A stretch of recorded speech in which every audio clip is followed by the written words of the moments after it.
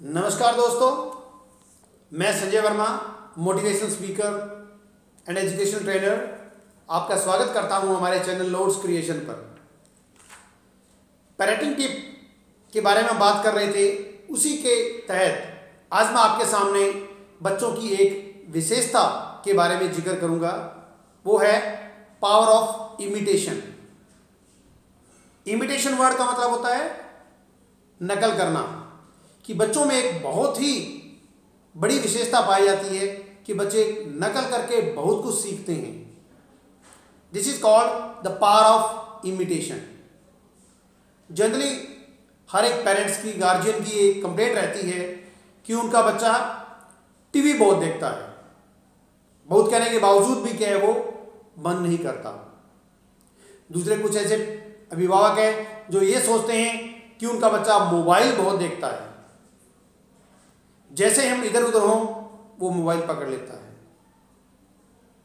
तीसरा, कुछ पेरेंट्स ये सोचते हैं कि उनका बच्चा बहुत ही लेजी है, आलसी बहुत है, वो मिसमैनेज रहता है, वो समय से उठता नहीं है, समय से खाता पीता नहीं है, और जब कहीं भी उसको कोई काम कहा जाता है तो उसके लिए वो हमेशा मना करता है। कुछ अभिभावक ऐसे भी हैं जो ये कंप्लेंट करते रहते हैं कि उनके बच्चे की ईटिंग हैबिट्स अच्छी नहीं है, वो दूध नहीं पीता, वो सब्जियां नहीं खाता, वो फ्रूट्स नहीं खाता। और एक और तरह के अभिभावक होते हैं जो ये कहते हैं कि उनके बच्चों में नैतिक गुण नहीं है, मॉरल वैल्यूज की बहुत कमी है। और एक जनरल सी कंप्लेंट हर कोई अभिभावक आज की डेट में करता है कि आजकल बच्चों में मॉरलिटी खत्म हो चुकी है, नैतिकता खत्म होती जा रही है। तो कहीं ना कहीं ये मैंने आपको 4 से 5 समस्याएं बताई है, ये आप सभी गार्जियन देख सकते हैं कि आपके बच्चों में कहीं ना कहीं 1 या 2 या 3 इस तरह की प्रॉब्लम्स आप फेस कर रही हैं। तो इन सब के पीछे क्या कारण है? Root and cause. Root cause क्या है? मीन्स जड़ में जाने की जरूरत है हमें कि इन समस्याओं की जड़ कहां है। इनकी जड़ है the power of imitation.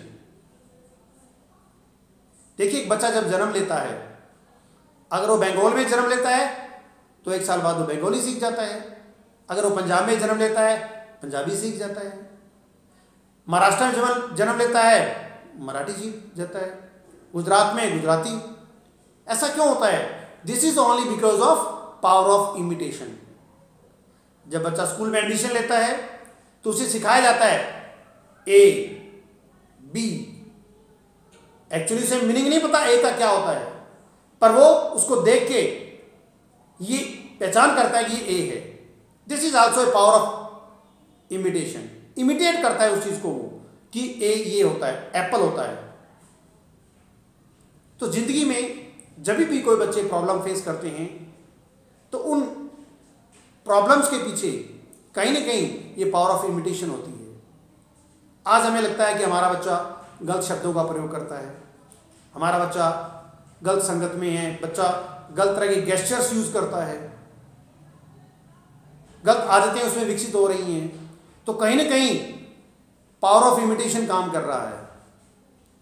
Power of imitation के तहत कहीं ना कहीं से उसने वो चीजें ग्रहण की हैं, कहीं से उसने वो चीजें नकल की हैं।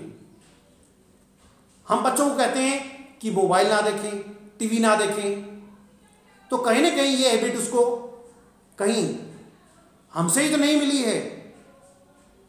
क्या ऐसा तो नहीं है जब भी हम घर पे आते हैं मोबाइल लेके बैठ जाते हैं, टीवी देखना शुरू कर देते हैं? तो कहीं ना कहीं ये चीजें पावर ऑफ इमिटेशन से बच्चों में डेवलप होती है।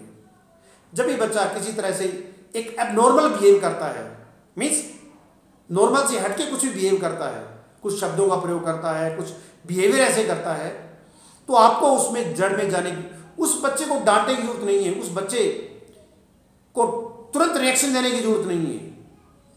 हमें सबसे पहले जानना चाहिए कि प्रॉब्लम की समस्या कहां है। बच्चे से पूछना चाहिए कि सो एंड सो वर्ड्स, चाहे वो गाली है, गंदे शब्द है, उसने कहां से सीखे, कहां पढ़े उसने, कहां देखे उसने, कहां किससे सुना। कहीं वो हमारे घर में किसी ने तो यूज नहीं किए? क्या हमारे अड़ोस पड़ोस में से किसी ने यूज नहीं किए? क्या उसके क्लास में जो उसके साथ के जो बच्चे हैं, साथी हैं, क्या उनमें से किसी ने यूज नहीं किए?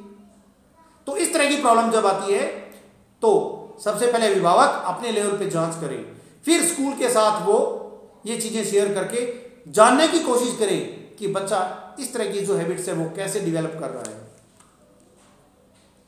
और फिर उस तय तक पहुंच के हमें उस चीज को क्लैरिफाई करना पड़ेगा, उस एनवायरनमेंट को क्लैरिफाई करना पड़ेगा जहां से वो ये चीजें सीख रहा है। उसके बाद हम बच्चे को कुछ ऑब्जेक्शन लगा सकते हैं, बच्चे को कुछ चीजों के लिए बैन कर सकते हैं, बच्चों के लिए कुछ हम उसको भी कुछ इंस्ट्रक्शन, हार्ड इंस्ट्रक्शन भी दे सकते हैं।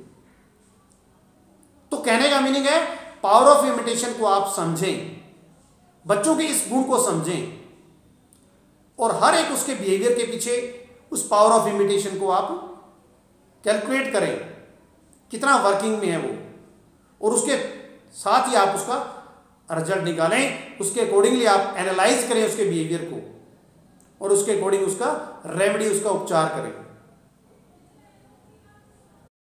तो दोस्तों, आज का जो पॉइंट था पावर ऑफ इमिटेशन, इसे आप समझें, और हम चाहते हैं कि आप अपने बच्चे के सुखद भविष्य के लिए उसकी हर एक गतिविधि पे आप ध्यान रखें, और उसको इसके अलावा भी अगर कोई भी प्रॉब्लम आती है, आपकी किसी भी तरह की प्रॉब्लम आती है, तो आप हमें हमारी वीडियो के कमेंट बॉक्स में जाके लिखें, हम उन पे भी वीडियो बनाएंगे, उनके ऊपर भी आपसे बहुत सी बातें शेयर करेंगे। इन्हीं शब्दों के साथ मैं अलविदा लेता हूँ। धन्यवाद।